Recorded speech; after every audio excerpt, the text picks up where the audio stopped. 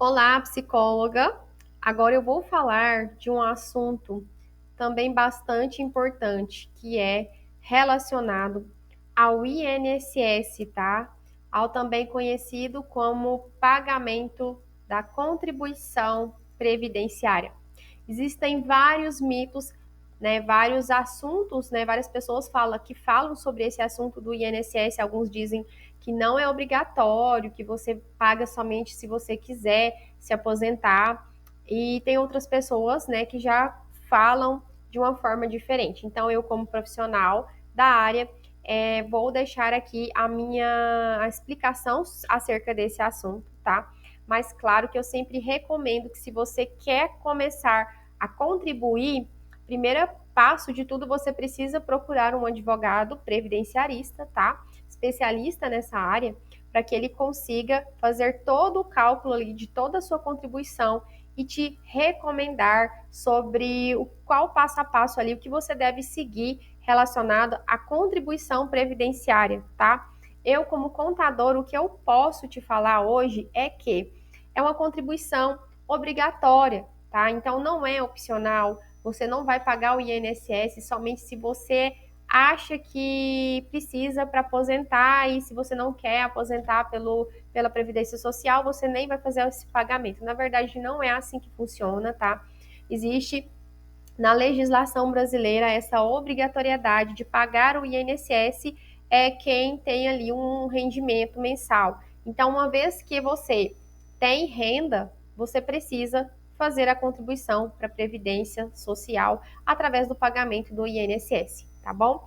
E para isso, gente, você tem duas opções. Você pode fazer o pagamento sobre 11% do salário mínimo, e você também pode fazer o pagamento do INSS sobre o valor de 20% até o limite do teto, tá? Esse limite ele altera todos os anos. Então hoje ele gira em torno de R$ 7.500, mas todo ano ele tem um reajuste devido ao aumento do salário mínimo, tá bom? Em relação a essas duas opções, cada um tem um código. Então, quando você for contribuir, quando você for gerar ali a sua guia do INSS para você fazer esse pagamento, você deve observar esse código, tá bom? Então, o código 1163 você utiliza se quiser contribuir sobre o valor de 11% do salário mínimo. Se você quer fazer o pagamento, se você opta em fazer o pagamento de 20% sobre o seu total dos seus rendimentos, você vai escolher o código 1007, tá? Então, existem essas duas opções, tá? E aí eu vou explicar para você agora por que você deve optar pela alíquota maior, vamos dizer assim, 20%, porque pela lógica, é claro que todo mundo vai escolher recolher o mínimo possível, que seria os 11%.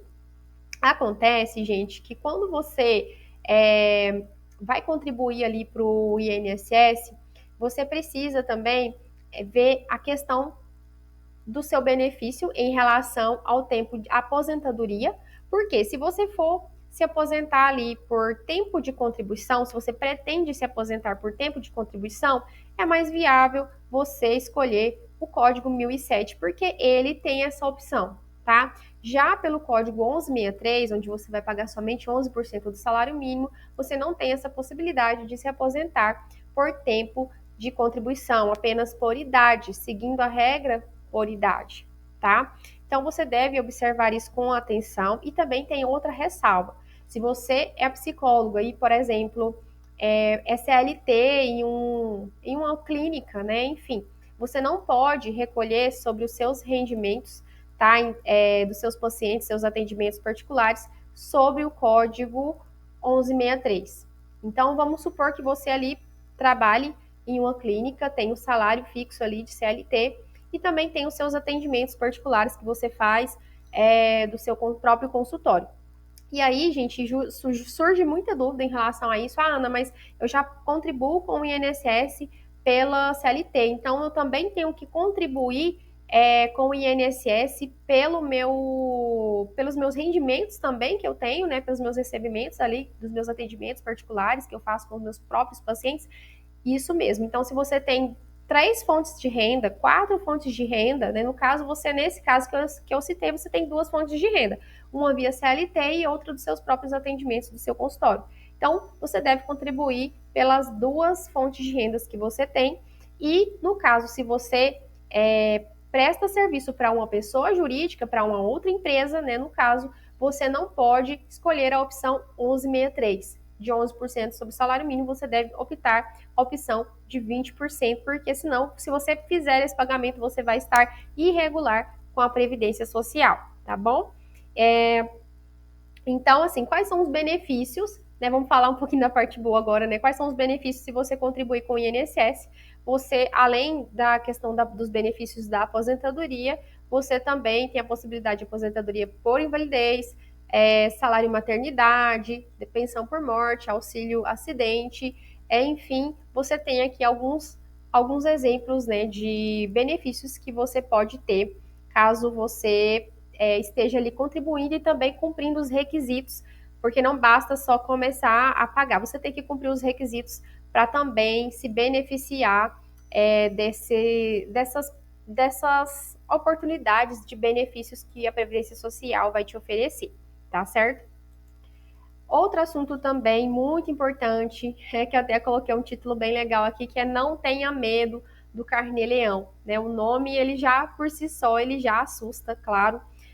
O que seria isso? Primeira coisa, né? O que é o Carnê-Leão? O Carnê-Leão é o imposto pago mensalmente, tá? Então, você, que é psicóloga, que recebe, através dos seus atendimentos prestados para outras pessoas físicas, ou seja, para os seus pacientes ali mesmo, né?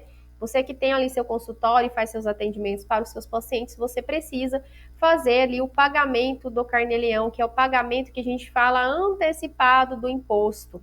O que a maioria das psicólogas fazem? Elas fazem somente a declaração anual do imposto de renda e ali, se der imposto de renda a pagar, ali que ela vai fazer o pagamento. Mas, na verdade, se você fizer isso, você vai estar infringindo, né, a legislação brasileira no que diz respeito ao pagamento do imposto de renda, tá? Então, eu sempre faço ali que até uma analogia com quem é CLT. Porque quem é CLT, ele recebe já descontado o imposto de renda. Então, você que trabalha ali como autônoma e presta serviço para outras pessoas físicas, né, e recebe de outras pessoas físicas, funciona do mesmo jeito. Todos os meses, você tem que entrar ali no programa da Receita Federal, fazer o preenchimento, colocando ali todos os seus rendimentos, né, tudo que você recebeu dos seus pacientes, informar ali também as despesas dedutíveis que são permitidas pela legislação brasileira, que você utiliza para manutenção da atividade profissional. Então, existe uma série de regras para que você possa utilizar esse carnê-leão para fazer esse preenchimento do livro caixa, né? E se de repente der o DARF, né, que a gente fala, que é a guia do imposto para pagar, essa guia ela é chamada de Carnê-Leão. Então, o imposto de renda pago mensalmente, ele tem esse nomezinho de Carnê-Leão, tá? E o que você vai fazer mensalmente é o preenchimento do livro caixa.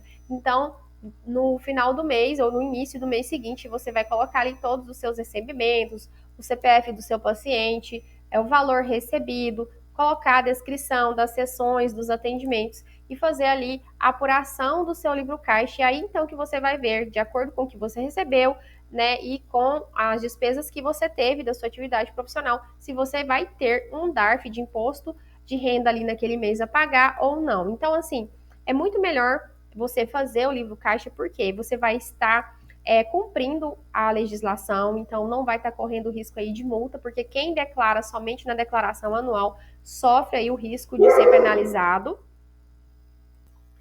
Além disso, se você faz o Carnê-Leão mensalmente, você pode utilizar as despesas que você tem com a atividade profissional para diminuir ali a base de cálculo do imposto, o que não acontece se você só declara uma vez por ano ali na declaração anual de ajuste do imposto de renda no ano seguinte. Então, é mais vantajoso para você fazer o livro caixa e preencher direitinho, tá bom? Aqui eu estou falando um pouquinho sobre as deduções, né? O que é que faz você pagar menos imposto quando você faz ali o livro caixa, que seria, no caso, o pagamento para contribuição previdenciária oficial, que é o próprio pagamento do INSS. Dependentes, então, se você declarar dependentes ali dentro, também vai ajudar você.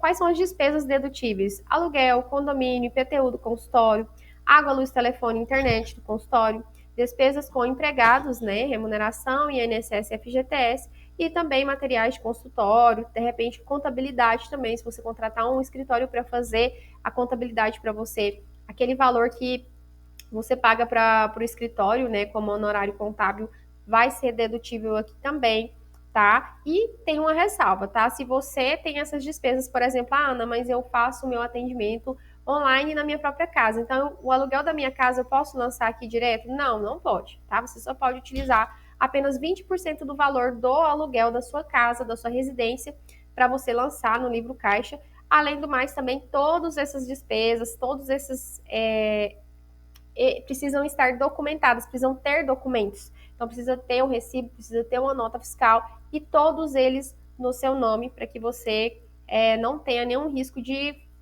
fazer o livro caixa e depois ter algum problema com a receita porque utilizou uma despesa que, na verdade, não tinha documentação fiscal necessária para fazer a declaração, para preencher ali no livro caixa, tá bom?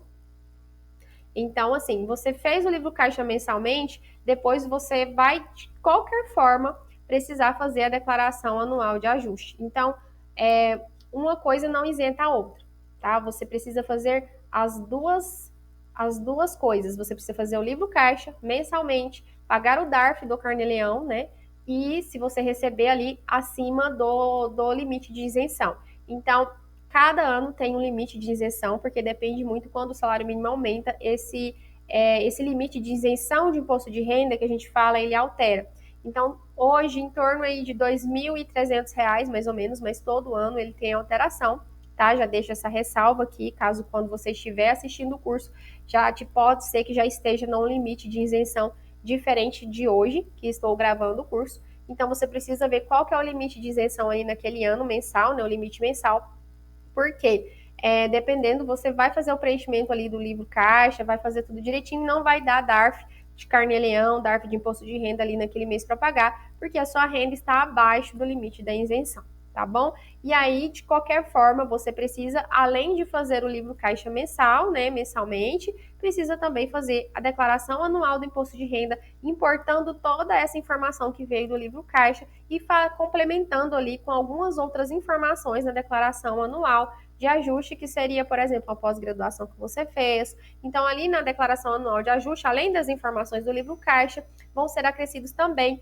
as informações da sua atividade como pessoa física. Então, se você teve despesas com saúde, né, com dentista, consultas médicas, enfim, despesas com educação também, por exemplo, despesa com pós-graduação, é um exemplo, né? E vamos supor que você também tenha alguma ali evolução patrimonial, comprou algum bem ou financiou. Então, tudo isso vai ser informado na declaração anual do imposto de renda.